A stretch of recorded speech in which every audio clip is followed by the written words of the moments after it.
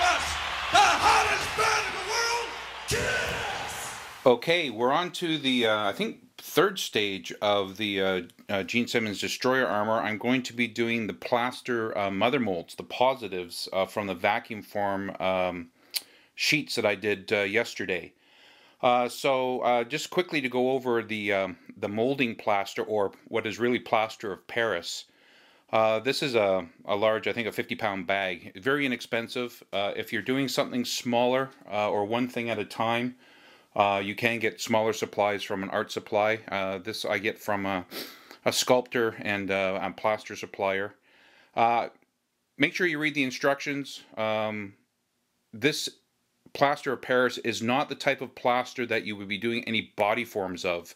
A lot of people think that the plaster actually dries out. It doesn't. There's actually a chemical reaction with the water, and while it's curing and it has that reaction, it releases a lot of heat, enough to burn you severely. So this is not the type of plaster to be doing anything on hand or any body forms.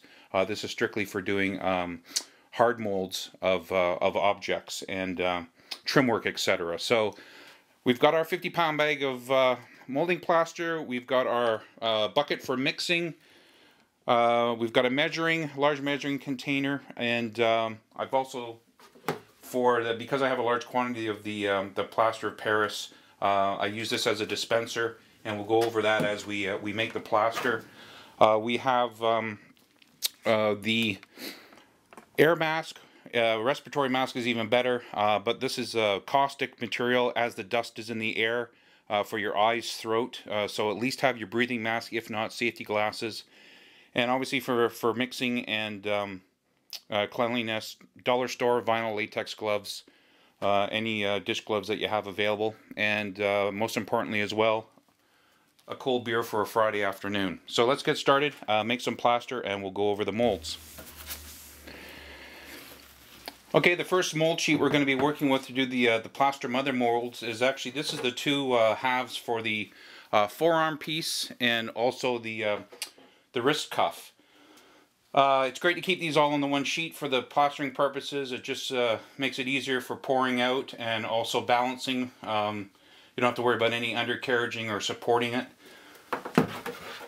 What I have on the back here is some plasticine dams. If you remember from the second video when I did the plaster form, because I'm just using these initial forms for the mother plaster positives, I didn't mind the lip out that occurred with the vacuum forming. It's not the final product.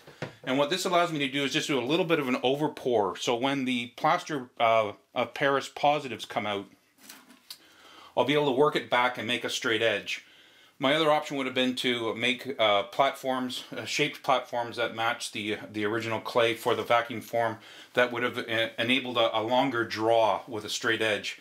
But this allows me, over the course of sanding down and having to do the final finishes on the pieces as well for sanding and filing, a little bit of an overdraw and some extra material to work with. With regards to the molding plaster, it's usually about 45% material to 55% water. You'll find instructions either on the manufacturer's website or somewhere else on the internet as well. One trick that I did learn though is that we can take our measuring, and instead of just worrying about a pre-weight by volume on the 45 to 55, we can just fill our molds with water and then dump it back in, and that's the volume of water we need. When you add the gypsum powder to make the mix for the plaster of Paris, it really doesn't add to the volume. It just solidifies and absorbs the water. So, and we'll go over that a little bit as we mix it. But so I'm going to fill up both of all three of these to get an exact mix of what my volume is. Pour it back in the bucket, and we're ready to make some plaster and get these things underway. Okay, so we've measured out our volume of water for both the forearm pieces and the wrist cuff. It ended up being about 8 or 9 cups of water total. So what I'm going to do is start adding the plaster of Paris, and hopefully you can see this a little bit. We don't want to just dump it all in. We just want to sift it in a little bit, and we want to go all the way around the edges, a little bit at a time. There'll be some slagging or setting up that occurs as you do this. You don't need to mix it right away with your hands and get it going. What we want to do actually, because as I mentioned before, we're not actually adding any volume to what's going on. This is just going to be setting up. You just want to start filling this in a little bit and sifting it through. And then it ends up being what they call islands.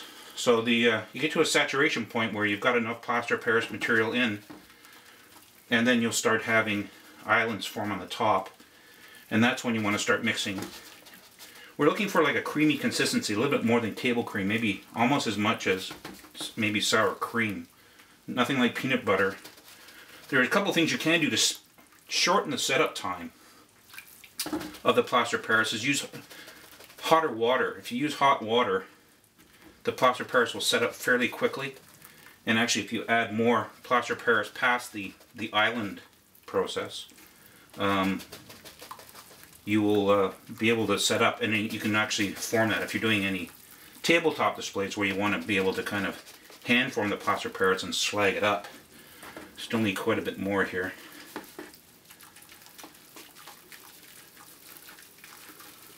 Okay, we'll get this to the final point where we're actually able to mix it and pour it, and we'll get ready for the molds.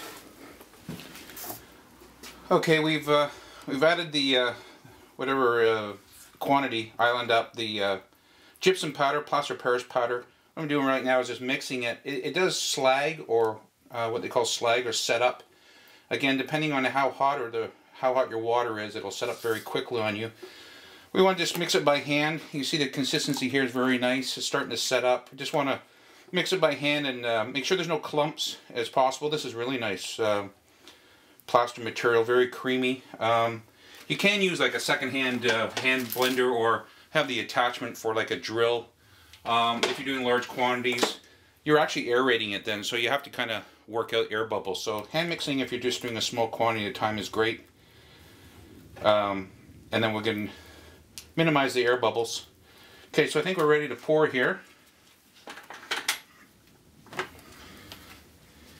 And we'll start on the far side. I did find that I needed to kind of help out the balancing of this sheet, because the forearms are tapered.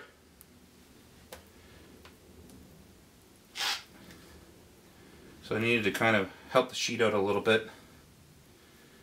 Make sure it didn't teeter on me. This is setting up pretty good. I probably want to pour that when it's a little bit more liquid, but we've got time to help it out. Screed it out a bit. And again, we have a little bit of an overpour as well, so that's working out well.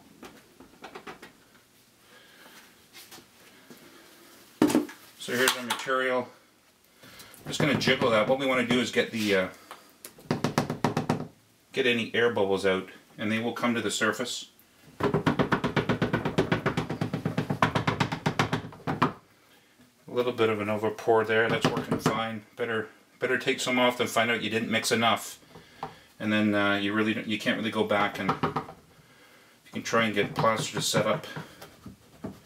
Didn't need a release agent on this plastic. There's some other things that if you're using pouring plaster Paris and you want to use like a release, a molding release, you can buy it from the stores in a spray bottle. Not sure what the components are, but you can wipe Vaseline, spray some canola oil or aerosol pan cooking spray into it, but the plastic is non-porous, so there's not a concern.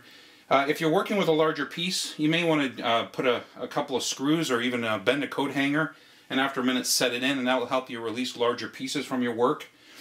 The biggest concern you probably have with model release or any releasing agent is when you're doing plaster positives out of a plaster negative, because the plaster is porous. It'll try and find its way into all the pores, and it'll be very hard to release. It'll actually bond to itself, although the original one was dry.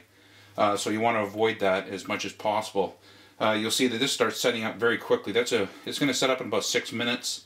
It'll harden about 40 to 45 minutes to release it. If you really want to be safe, just leave it overnight or for 24 hours and it'll be totally cured. And then we'll be able to release these and do the final sanding and filing. If there's any air bubbles that have been caught here, because we have to do some finishing on them as well, we'll be able to file those out or sand those out. And if not, when we get to the next stage of vacuum forming the final molds, we can fill those air bubbles in with clay material. And also, if you find that your plaster molds over time crack or chip or even break in half, you can use the modeling clay to fill in those cracks, or even help it adhere back together again for the vacuum form table. So this is setting up well. I've got quite a few more to do. So we'll see you in the next video, and we'll release these and see what the final product looks like. Okay, I'm setting up another bucket of plaster Paris. I'm actually doing the 2 pieces of the collar right now, just letting it set up a little bit in the bucket. Again, it's like a little bit thicker, about the same consistency of like a table cream or buttermilk. I don't need the dam or the overflow dam of clay on this, because the clay platforms I used to prevent the undercutting on the vacuum forming have raised the actual cutout up and above. So I just need enough plaster Paris product here to fill the negative that was created with the vacuum forming for that. So if you have any small creases or small detail work that you're working on, you can help the flow of this when it's poured with a 50-50 mix of Windex and water. That'll just help it get into all the little creaks and crevices. We don't have it with this. These are fairly bulk items that we're molding here. So we're just going to pour slowly. Just let that flow into itself. You see that our clumps are to a minimum.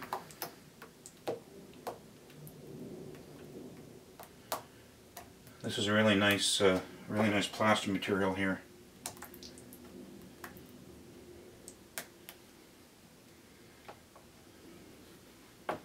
Gonna have a little bit of an overflow, but that's no problem. We'll let it find its own level there. For you continuity experts, you'll notice that I have a different colored bucket. I actually have the other one full of the hard plaster, so we don't really want to contaminate each of our batches for that. And we'll just let that set up a little bit, and we're on our way. Okay, through the magic of television, like our cooking shows, we can jump ahead to the cure here. Here's the first mold. I'm just getting the rest of the clay material for the dam out of the way here. And this is the first sheet we had done with the 2 forearm pieces and the wrist cuff. And we're just going to pop this out. Oh yeah, that's nice and smooth. Again, it'll be finished with filing and sanding. Any small air bubbles can be filled in with modeling clay as it hits the vacuum form table to fill those voids for the finished piece as well.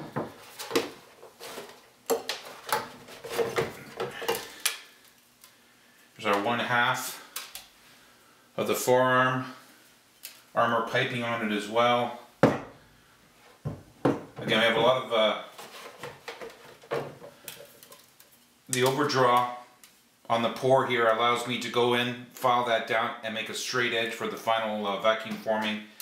So again, having more material is better than not having enough and trying to fill things in later. So those turned out well. Looking forward to seeing how the rest of the pieces are, and we'll move forward from here.